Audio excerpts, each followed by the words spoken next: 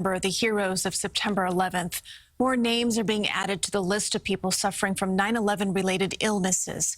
And we're now learning how that day has a lasting health impact on thousands of people beyond first responders, including dozens with a rarely seen cancer in men, breast cancer.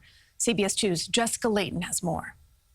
For Jeff Flynn, like most New Yorkers, the memories of September 11th, 2001 are hauntingly vivid.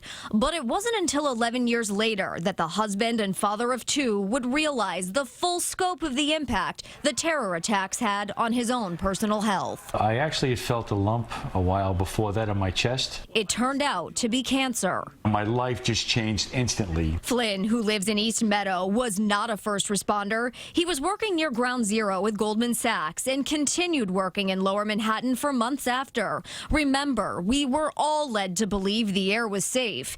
He never imagined it could lead to stage 3 breast cancer. Surgeries, chemo, and lifelong medications would follow. I didn't even know that males could get breast cancer. It was a rude awakening for me. Male breast cancer is rare. It's estimated to affect about 1 out of 1,000 men. The diagnosis can be both shocking and embarrassing. Men are ashamed to bring up the fact that they have a female disease. But it's not a female disease. Men get breast cancer too. We don't do self-exams. And if we do feel something, we might think, oh, I strained a muscle in the gym. Attorney Michael Barish represents Flynn and 36 other men with 9/11 related breast cancer. That's on top of 15,000 other clients who were sickened as a result of the attacks. The non-responders were breathing the same toxic dust.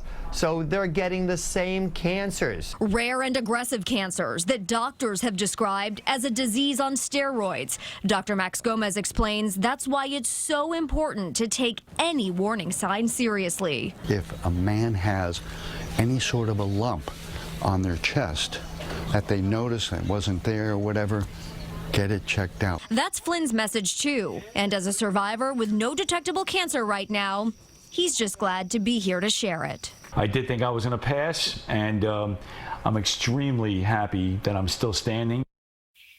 The attorney in that story is concerned there are still a lot of people out there who were living, working, or even going to school in Lower Manhattan on 9/11 who don't understand why they're sick or that they could still get sick. They are entitled to a lot of the same health programs as first responders and should be getting annual health exams, including a yearly skin exam. Christine? All right, Jessica, thank you. And as we remember that terrible day 18 years ago, tomorrow we will have live coverage of the commemoration ceremony. It begins at 8:25 a.m. You can watch it here on CBS 2, CBSN New York, and on CBSNewYork.com.